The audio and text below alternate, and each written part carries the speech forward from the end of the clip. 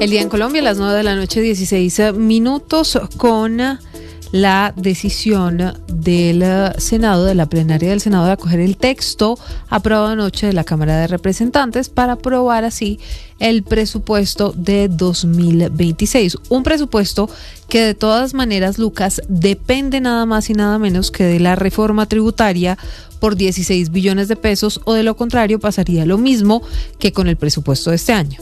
Sí. Está desfinanciado, o estaría desfinanciado por esos 16 billones de pesos. Sí, fue aprobado, Silvia, finalmente se aprobó en los 4 debates. El Senado hoy decidió acoger el texto tal cual como salió ayer de la Cámara de Representantes. Fue aprobado por un monto de 546.9 billones de pesos, pero como usted lo dice, tiene un gran asterisco allí, donde hay 16.3 billones que dependen de la aprobación de la reforma tributaria, que está por ver cómo va a salir, porque lo hemos dicho mucho aquí, Silvia, no es lo mismo usted aprobar una reforma tributaria en el primer año de gobierno, que eso fue muy rápido cuando estaba José Antonio Campo en el Ministerio de Hacienda, que cuando usted ya está en el cuarto año de gobierno o empezando el cuarto año de gobierno. Y pues por supuesto hay un desgaste, usted sabe que esto no es tan popular en el tema de elecciones, así que está por verse qué pasa, porque sí hay un asterisco de 16.3 billones. Y póngale otro asterisco, que es una de las preguntas importantes que se están haciendo hoy desde varios sectores. Si con la aprobación del texto de la Cámara, sin que hubiera habido debate ni absolutamente nada, acogiendo ese texto, no podrían haber incurrido en el mismo problema en el que hoy está metida la reforma pensional, claro, que está pasando por su examen de constitucionalidad en la Corte. Por el mismo motivo. Exactamente. Porque la misma razón. En su momento se acogió en el Senado el mismo texto que había salido de la Cámara de Representantes. Entonces, ahí está la bolita, como usted lo dice. Sin embargo, pues sí hay una victoria, Silvia, para el gobierno hoy. Sobre porque todo lograron porque conseguir no tiene, los votos. Claro, y no tiene buenas relaciones el gobierno con el Congreso de la República. Lograron conseguir los votos. Usted sabe que en Cámara, pues las cosas le han fluido mucho mejor al gobierno del presidente Gustavo Petro. En el Senado, pues se le han hundido reformas, se hundió ya una reforma a la salud. La ha tenido más difícil, pero por supuesto lo de hoy, pues es una victoria del gobierno. Es una victoria política. 9-18, don Andrés Carmona, buenas noches. Aunque rondaba por el Congreso el fantasma del decretazo, tal como ocurrió el año pasado, el gobierno logró consolidar mayorías y aprobó en la noche de ayer en Cámara y hoy en el Senado el presupuesto general de la Nación para el 2026 por valor de 546,9 billones de pesos, 10 billones menos que la propuesta inicial del Ejecutivo. De esos 10 billones se recortaron 6 billones en gastos de funcionamiento y 4 billones en inversión.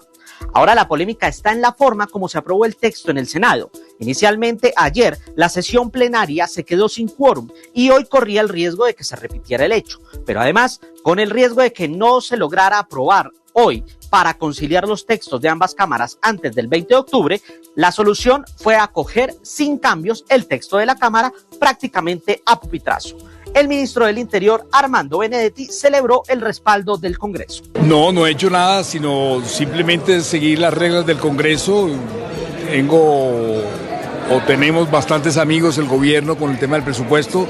Hay una coalición más o menos fuerte y también tenemos que darle muchas gracias a Lidio García por haber brindado las plenas garantías en el buen desarrollo de los sucesos que sucedieron en el presupuesto, que parecían ayer que no se iba a aprobar, ¿no? Uno de los puntos de mayor preocupación con el texto aprobado tiene que ver con el artículo 90, que a consideración del senador conservador Efraín Cepeda, toma los recursos de las pensiones de los colombianos y los destina para gastos de funcionamiento y la implementación de la reforma pensional y el pilar solidario. Yo lo anuncié, porque aquí no hubo discusión de ninguna naturaleza, se explicó una proposición, pero no se discutió este presupuesto. Estoy seguro que van a llover demandas y yo lo advertí. Este presupuesto podría quedar en el limbo, con el limbo está hoy la reforma pensional.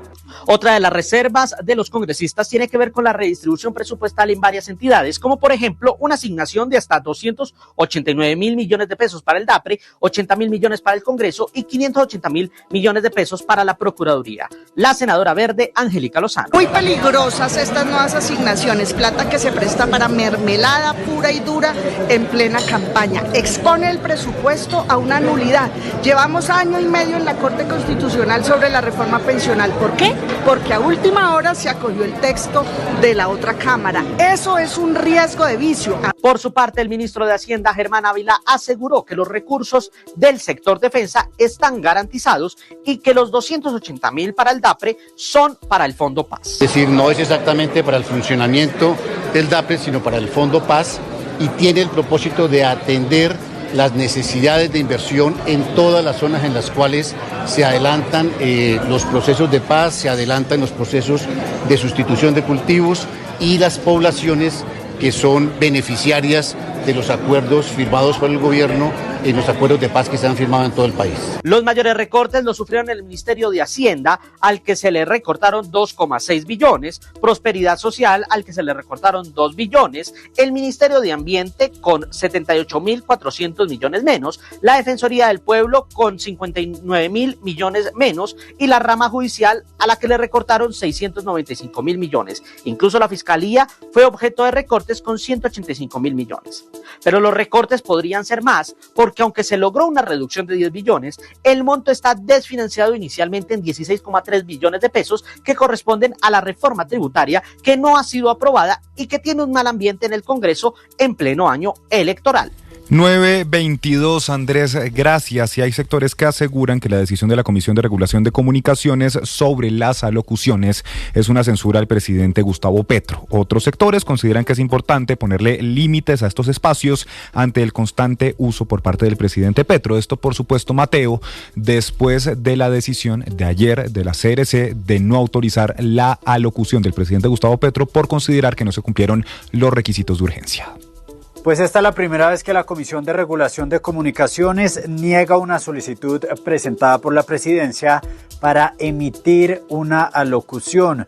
Sucedió en la noche de este miércoles. Considera la comisión que la alocución no cumplía con los criterios de urgencia, uso excepcional y tampoco se delimitaba la temática. Estos puntos están establecidos en la normativa vigente. Algunos precandidatos presidenciales están celebrando esta decisión. Es el caso del exministro del Interior durante el gobierno Duque, Daniel Palacios. Aquí el presidente ha abusado de la locución presidencial para interrumpir de manera permanente los canales privados, para interrumpir la programación de millones de colombianos, para salir a transmitir peleas internas y peleas de cocina dentro del gobierno. Las alocuciones presidenciales deben estar reservadas para temas de interés nacional, de urgencia nacional. Y es que algunos precandidatos están cuestionando el uso que le está dando el presidente Gustavo Petro a las alocuciones y los temas que está tratando en las mismas.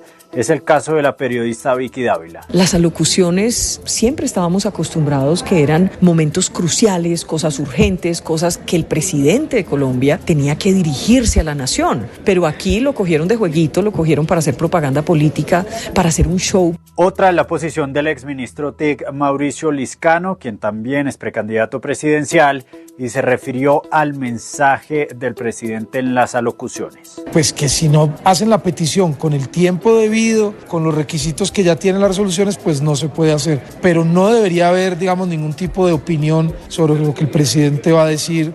Esa es una facultad, digamos, que tienen los presidentes de la República. El precandidato por el Frente Amplio, Camilo Romero, asegura que con esta decisión la comisión está censurando al presidente Gustavo Petro y demuestra un talante antidemocrático.